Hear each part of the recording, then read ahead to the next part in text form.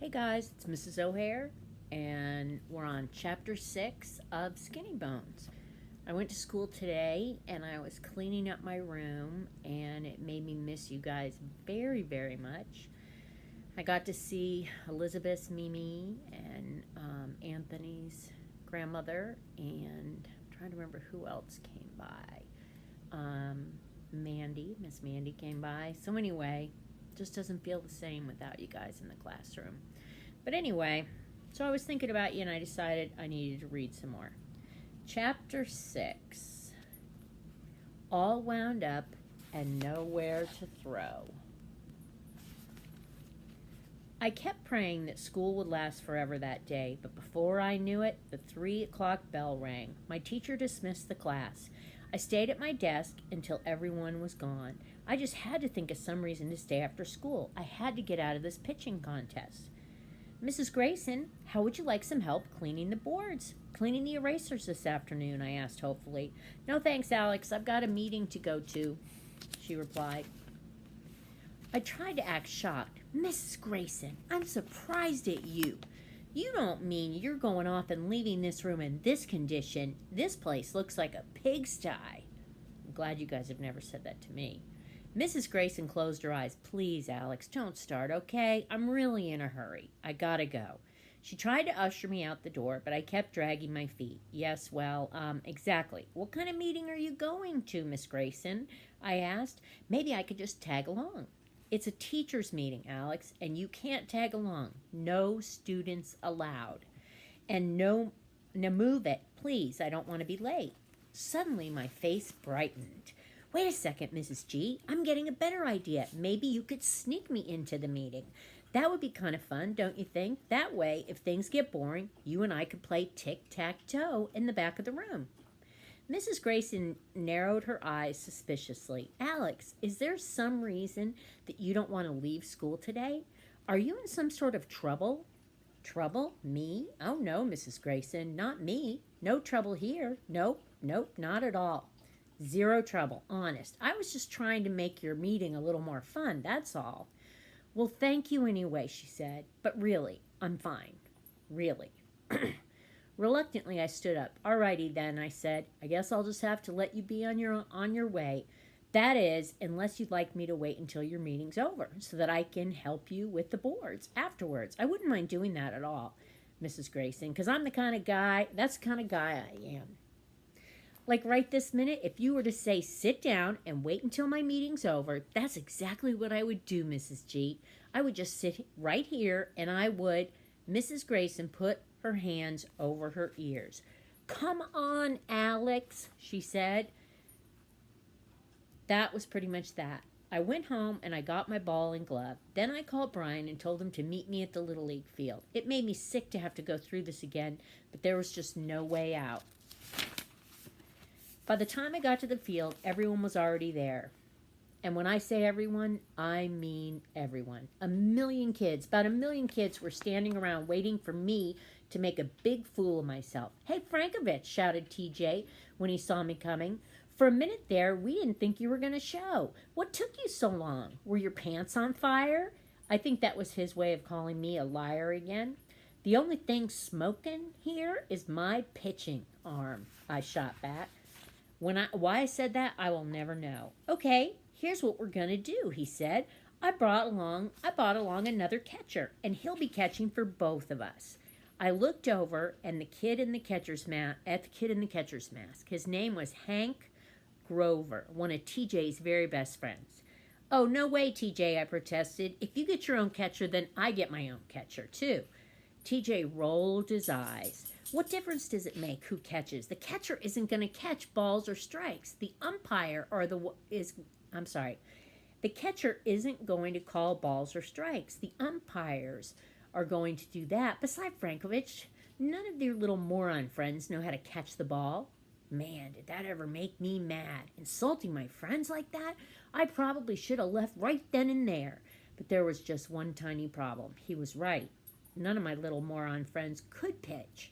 Okay, TJ continued, here's how it'll work. We're each going to pitch 10 balls. Your umpire and my umpire will stand together behind the plate. Then, as each ball is thrown, they'll decide whether it's a strike or a ball. And to make it fair, the umpires will have to agree on every call. If they can't agree, then the pitcher takes the whole thing over again. Does that sound fair, right? By this time, my stomach was tying itself in knots. All I wanted to do was go home. Yeah, I guess, I mumbled. TJ took a dime out of his pocket and says, "We'll flip it to see who will go first." For a second, I saw a way out. Oh, geez, sorry, TJ. I guess I won't be able to do this after all. I never learned how to flip.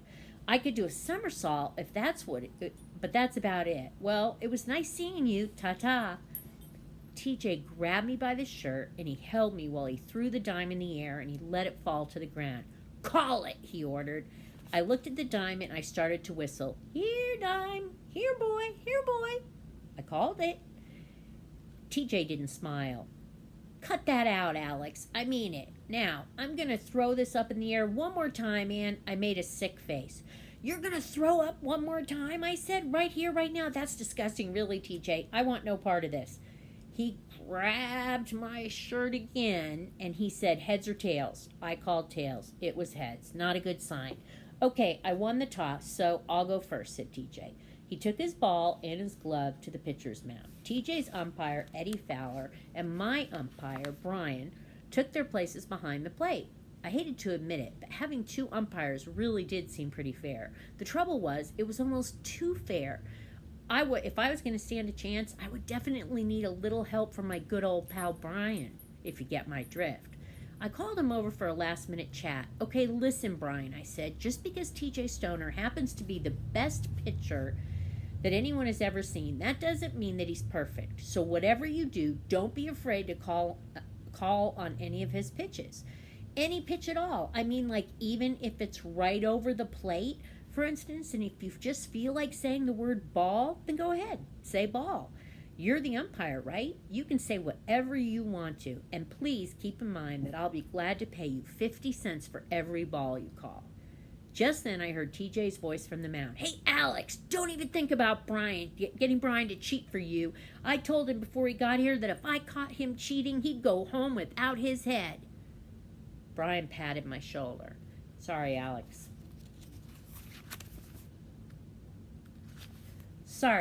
but my head and I have grown sort of attached to each other over the years. TJ called out again. "Okay, I'm ready. Let's go." I gulped. "Ready?" He was ready already? I yelled back, "Wait a minute. Aren't you going to take some practice pitches first? I thought we were going to get practice pitches." TJ smirked. "You can take them if you need them, Frankovich, but I'm ready to go." Just then, he went into his wind-up. Some kids look dumb when they're winding up, but I swear TJ looked just like Clayton Kershaw. He threw. The ball hit the catcher's mitt at about 60 miles an hour. But even worse, it hit his glove exactly in the center. "Strike one," shouted both umpires. TJ didn't even blink. He just got ready and threw the next pitch. "Strike two," shouted the umpires again. This time, TJ looked in my direction and smiled. I leaned down and pretended I was tying my shoes so I wouldn't have to look at him. "What's the matter, Alex? Is this ball flying by so fast that what's the matter, Alex? Is the ball flying by so fast that it untied your little sneakers?" He threw his third pitch, perfect again. The guy was really making me totally sick. Every single pitch he threw went whizzing directly over the plate. The catcher never even had to move a muscle. 10 straight pitches. 10 straight strikes. TJ walked off the mound, cool as anything, and he tossed me the ball. "Okay, Skinnybones, let me see your curve," he said. As AJ sat down on the sidelines, Brian came over to wish me luck. I glared at him. "What's the matter? Did you forget how to say the word ball?" "Oh, get off it, Alex. All his pitches were perfect. You really didn't expect me to cheat, did you?" I just glared at him. I'll remember how you feel about cheating next time I feel you tapping me on the back during a math test," I snapped. After that, I picked up my glove, slowly walked to the pitcher's mound. Really slowly, I mean. In slow motion, practically.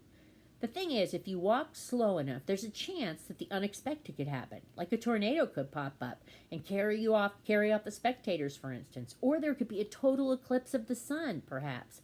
But unfortunately, this time nothing happened at all. When I got to the mound, there wasn't a cloud in the sky. There was no weaseling out of it now. I took a deep breath and I turned around. My heart stopped. Oh, it was farther to the home plate than I remembered. There was no way I could throw 3 strikes that far. No way. The umpires lined up. Excuse me. The umpires lined up behind home plate, and the catcher got set. "Are you ready yet, Skinnybones, or do you need practice?" yelled TJ mockingly. Aha! A perfect opportunity to stall for time. I walked off the mound and headed for TJ on the sidelines. And then I stood on my tiptoes and tried to look him right in the eye. "Okay, this name calling has got to stop," I said, trying to sound really tough. "For your information, there's nothing skinny about my bones. They're just regular, normal bones, okay?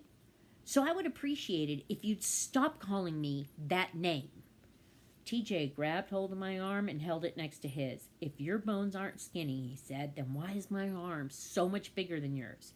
"Your bones are chubettes," I said. TJ's eyes started getting really squinty. I hurried back out to the mound before he could pound me. After that, I stood there a while trying to remember how to begin my wind-up. Which do I lift first? My left leg? My right leg? And then what? Is there a hop involved? Or do I skip or jump? I had no idea what to do. Pretty soon, some of the kids started yelling at me to get started. I swallowed hard and pulled my glove back towards my chest.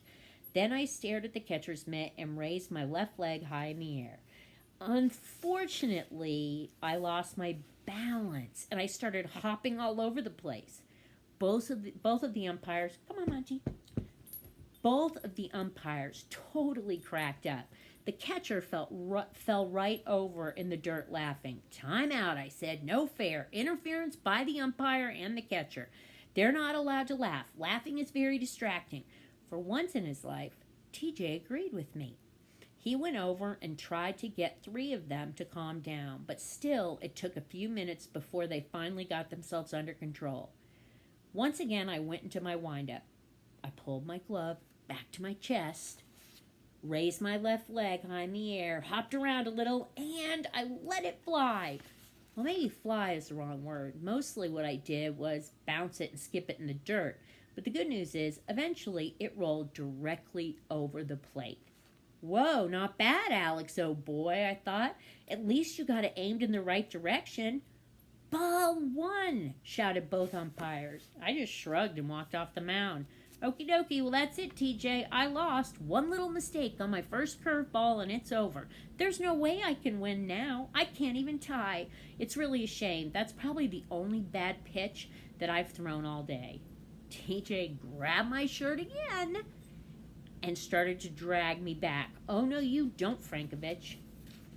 You have 9 more balls to throw. We had a deal, remember? 10 pitches. Now get back to that mound and let's see how good you really are." I took a deep breath. There was no sense trying to argue. He was going to make me do it no matter what. Slowly, I turned around and headed back. "There's still hope, Alex. Just throw a little higher. That's all you need to do. Just throw a couple of good strikes and you won't end up looking like a complete idiot." My heart was beating faster than ever. I took a deep breath and I got ready to throw my second pitch. My windup was the same, but something terrible happened when I started to throw.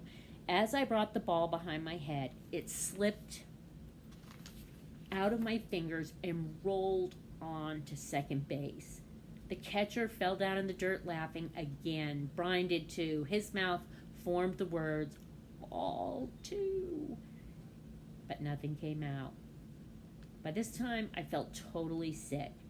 All I wanted to do was get the whole thing over with so that I could go home and die.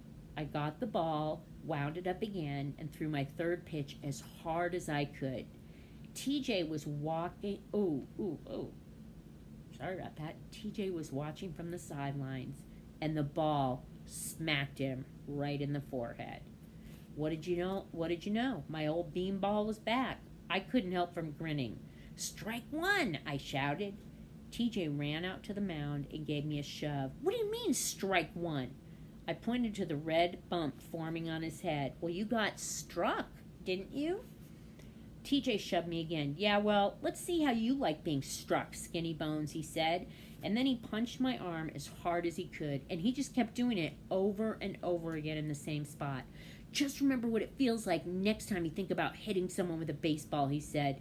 My arm was killing me, but in a way I felt sort of flattered. TJ actually thought that I had been aiming for his head on purpose and that I had hit my target.